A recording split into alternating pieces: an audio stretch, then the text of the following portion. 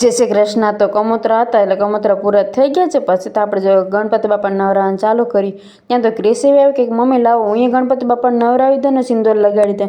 પછી તો નવરાવીને ક્રિશી જો સિંદૂરે લગાડી દીધો. પછી હું સિંદૂર લગાડી દીધું હોય તો હું લાવીને જગ્યા પાસે હતા અહીંયા બેસાડી દઉં છું. પછી તો જે આપણે લઈ અને ગણપતિ બાપાને સ્થાને બેસાડી દીધું. તો ક્રિશી કે મમ્મી તમારે કામ હોય એ કરો, રસોઈ બનાવો હોય કે હું અગરબત્તી કરી લઉં. પછી ક્રિશીને જેના પપ્પાએ રૂપિયા આપ્યા ત્યાં તો જે ક્રિશીભાઈ ગોલો લઈને બેસી ગયા. અને આજે આપણે રસોઈ નથી બનાવવાનો. રસોઈમાં એવું છે કે રોટલા પડ્યા હતા એટલે આપણે વઘારી જ બનાવવાનો હતો. પછી તો જો આપણે રોટલા લઈ લીધા છે. ક્રિશી કે મમ્મી તમે આખો દી કામ કરીને થાકી જાઓ, લાવો હું અહીંયા બનાવવા લાગું. ત્યાં તો ઘડીક બનાવી ત્યાં તો એમ કે મને તાવ આવે એમ કરીને ક્રિશીભાઈ જો ઓશીકું લઈને સૂઈ ગયા અને વઘારી એમને આપણે પડ્યો રહ્યો.